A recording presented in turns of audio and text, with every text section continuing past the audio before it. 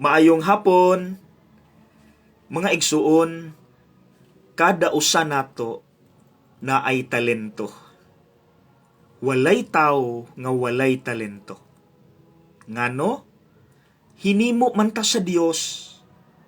So, we have within us the qualities of God who made us. And remember, built-in na nato.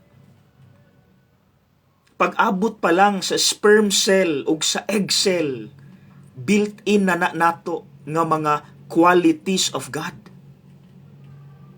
Like for example, muhatag kog upat. Number 1, the ability to give. Sulay gani ng 1-year-old nga bata, pangayo gai ko, di ba ang bata muhatag? Walay gatudlo niya ana, kay built-in na nga quality of God nga naa sa tao. Ikaduha, the ability to sacrifice. Matingala ka, ikaw nga minyo, sa ulitaw or dalaga pa ka, para nimo tanan. Pero pagka minyo na nimo, bisag walay gatudlo nimo, magbilar-bilar na ka kung imong anak nagdaot, dayon magsuot na lang kag ukay-ukay, basta sila makasanina lagsakto, mumata na kag sayo para manarbaho, para makakaon sila. Walay gatudlo nimo ana. Built-in man na the ability to sacrifice for the one you love.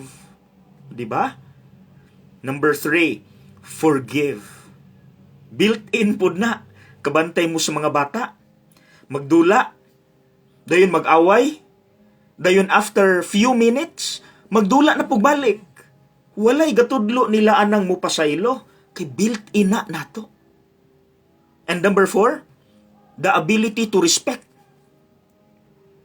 Diba, gagmay mga bata, mo respeto, mo amin sa ilang mga ginikanan og mga lolo og lola, mga angkol og auntie. Nga inigkadag ko, unfortunately, nawala usahay ang respeto ug kusog na manukol.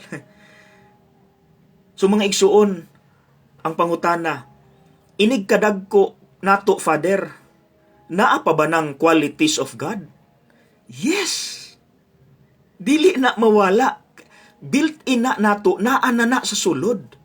So dirita sa pangutana, 2 questions. Number 1, kay naa naman na nato, di mangyud na mawala, imo bang gi-acknowledge? Ug human imong acknowledge, imo bang gi-develop? Imo bang gipalambo? Like for example, the ability to give.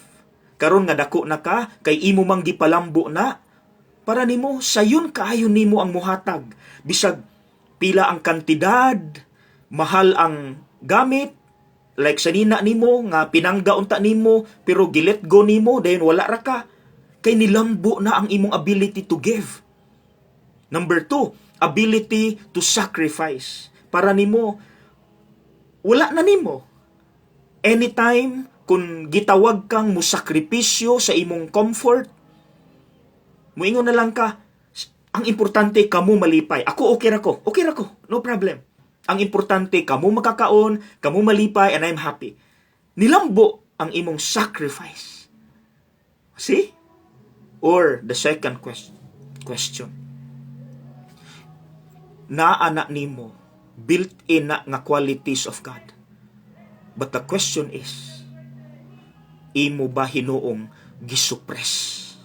Wala nimo gipagawas, imong gisuppress. Kay mas gipili nimo ang sala nga para nimo mas lami. Mga igsuon, kumusta natuod ang mga qualities of God nga built-in nga naa nimo, nga naa nato? Pwede ma-review nato? Baliki daw. Pwede ma-review nato sila. Qualities of God, talents nga naa nato sa sulod, built-in. Pwede ma-review nato. God bless.